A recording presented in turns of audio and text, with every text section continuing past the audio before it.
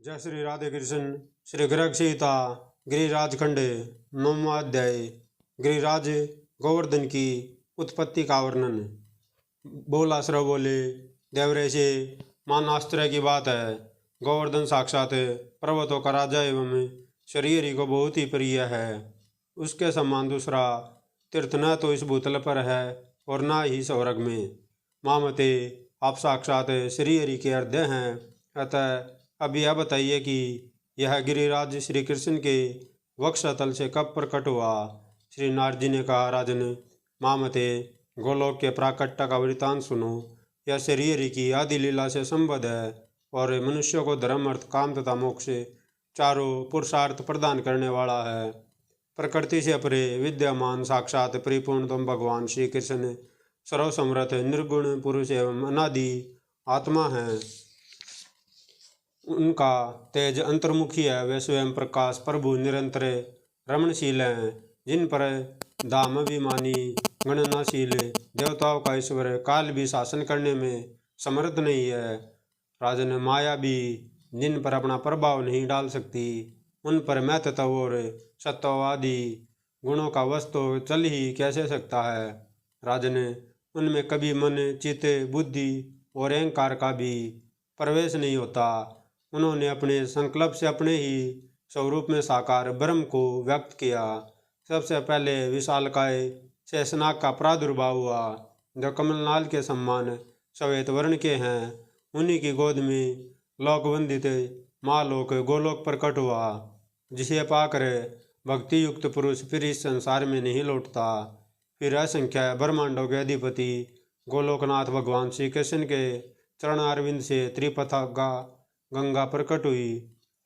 नरेश्वर तत्पश्चात श्री कृष्ण के बाएं कंधे से सरिताओं में श्रेष्ठ यमुना जी का प्रादुर्भाव हुआ, जो श्रृंगार कुसुमों से उसी प्रकार सुशोभित हुई जैसे छपी हुई पगड़ी के वस्त्र की शोभा होती है। तदंतर भगवान श्री हरि के दोनों गुल्फों टखनों या घुटियों से एवं रत्नों से युक्त दिव्य रासमंडल और नाना प्रकार के श्रृंगार साधनों के समूह का प्रादुर्भाव हुआ। इसके बाद महात्मा श्री कृष्ण की दोनों पिंडलियों से निकुंज प्रकट हुआ, जो सभा भवनों आंगनों गलियों और मंडपों से घिरा हुआ था। वह निकुंज वसंत की माधुरी धारण किए हुए था। उसमें कुंजते हुए कोकिलों की काकली सर्वत्र व्याप्त थी। मोर भ्रमर तथा विविध सरोवरों से भी वह परिशोभित एवं परिसेवित दिखाई देता था। राजन भगवान के दोनों घुटनों से संपूर्ण वनों में उत्तम श्री वृंदावन का आविर्भाव हुआ। साथ ही उन साक्षात परमात्मा की दोनों जांघों से लीला सरोवर प्रकट हुआ। उनके कटी प्रदेश से दिव्य रत्नों द्वारा जटित प्रभामयी स्वर्ण भूमि का प्राकट्य हुआ और उनके उदर में जो रोमावलियाँ हैं वह ही विस्तृत माधवी लताएं बन गई। उन लताओं में नाना प्रकार के पक्षियों के झुंड सब और फैल कर कलरव कर रहे थे। गुंजार करते हुए भ्रमर उन लता कुंजों की शोभा बढ़ा रहे थे। वे लताएं सुंदर और फलों के बार से इस प्रकार झुकी हुई थी जैसे उत्तम कुल की कन्याएं लज्जा और विनय के बार से नतमस्तक रहा करती हैं। भगवान के नाभि कमल से सहस्त्रों कमल प्रकट हुए, जो हरिलोक के सरोवरों में इधर उधर सुशोभित हो रहे थे। भगवान के त्रिवली प्रांत से मंदगामी और अत्यंत शीतल समीर प्रकट हुआ और उनके गले की असूली से मथुरा तथा द्वारका इन दो पुरियों का प्रादुर्भाव हुआ। श्री हरि की दोनों भुजाओं से श्री दामा आदि 8 पार्षद उत्पन्न हुए। कलाइयों से नंद और करागर भाग से उपनंद प्रकट हुए। श्री कृष्ण की भुजाओं के मूल भागों से समस्त वृषवानों का प्रादुर्भाव हुआ। नरेश्वर समस्त गोपगण श्री कृष्ण के रोम से उत्पन्न हुए हैं। श्री कृष्ण के मन से गो तथा धर्मधुरंधर वृषभों का प्राकट्य हुआ। मिथिलेश्वर उनकी बुद्धि से घास और झाड़ियाँ प्रकट हुई। भगवान के बाएं कंधे से एक परम कांतिमान घोर तेज प्रकट हुआ, जिससे लीला श्री भूदेवी विरजा तथा अनन्य हरिप्रियाएँ आविर्भूत हुई। भगवान की प्रियतमा जो श्री राधा हैं उन्हीं को दूसरे लोग लीलावती या लीला के नाम से जानते हैं। श्री राधा की दोनों भुजाओं से विशाखा और ललिता इन दो सखियों का आविर्भाव हुआ। नरेश और दूसरी दूसरी जो सहचरिया गोपियाँ में सब राधा के रोम से प्रकट हुई हैं। इस प्रकार मधुसूदन ने गोलोक की रचना की।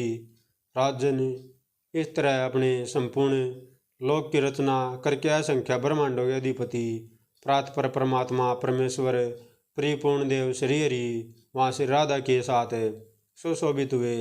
उस गोलोक में एक दिन सुंदर रासमंडल में जहाँ बजते हुए नुपुरों का मधुर शब्द गूंज रहा था, जहाँ का आंगन सुंदर छत्र में लगी हुई मुक्ता फल की लड़ियों से अमृत की वर्षा होती रहने के कारण रस की बड़ी बड़ी बूंदों से सुशोभित था। मालती के चंदों से सवतः झरते हुए मकरंद और गंध से सरस एवं सुवासित था, जहाँ मृदंग तालदवनी और वंशीनाद सब और व्याप्त था, जो मधुर कंठ से गाए गए गीत आदि के कारण परम मनोहर प्रतीत होता था तथा सुंदरियों के रास रस से परिपूर्ण एवं परम मनोहर था। उसके मध्य भाग में स्थित थे कोटि मनोजमोहन हृदय बल्लभ से श्री राधा ने रसदान कुशल कटाक्षपात करके गंभीर वाणी में कहा। श्री राधा बोली, जगदीश्वर, यदि आप रास में मेरे प्रेम से प्रसन्न हैं तो मैं आपके सामने अपने मन की प्रार्थना व्यक्त करना चाहती हूँ। श्री भगवान बोले, प्रिय बामुरु, तुम्हारे मन में जो इच्छा हो मुझसे मांग लो। तुम्हारे प्रेम के कारण मैं तुम्हें अदेय वस्तु भी दे दूंगा। श्री राधा ने कहा, वृंदावन में यमुना के तट पर दिव्य निकुंज के पार्श्व भाग में आप रास रस के योग्य कोई एकांत एवं मनोरम शतान प्रकट कीजिए।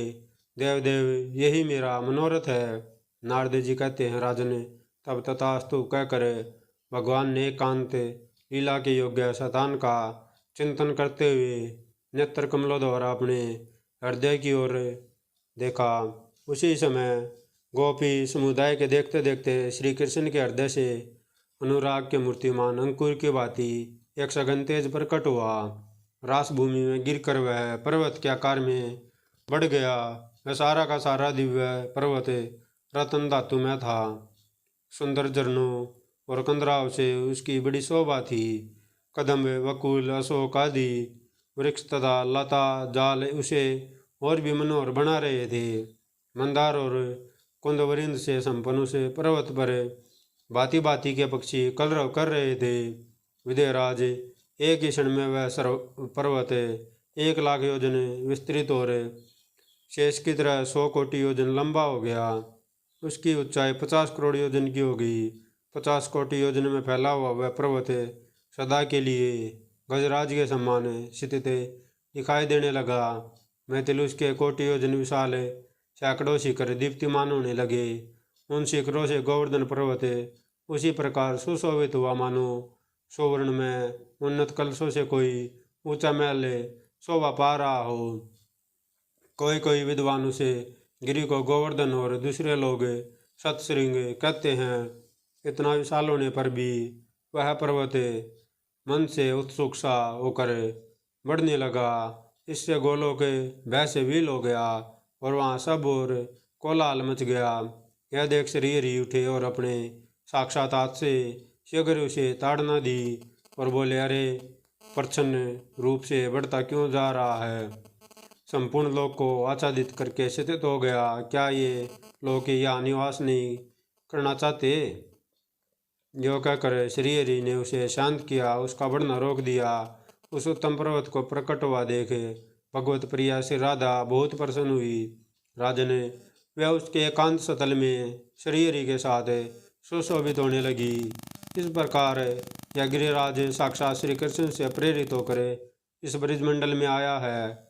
यह सर्व तीर्थ में है। लता कुंजों से श्याम आभा धारण करने वाला यह श्रेष्ठ गिरि मेघ की भांति श्याम तथा देवताओं का प्रिय है। भारत से पश्चिम दिशा में शाल्मली द्वीप के मध्य भाग में द्रोणाचल की पत्नी के गर्भ से गोवर्धन ने जन्म लिया। महर्षि पुलस्त्य उसको भारत के व्रजमंडल में ले आए।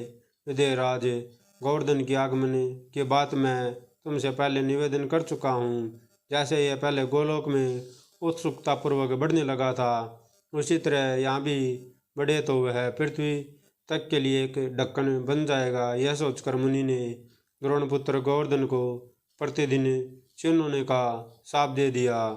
इस प्रकार श्री गर्ग संहिता में श्री गिरिराज खंड के अंतर्गत श्री नारद गोलाश्रव संवाद में श्री गिरिराज की उत्पत्ति नामक नवा अध्याय पूरा हुआ।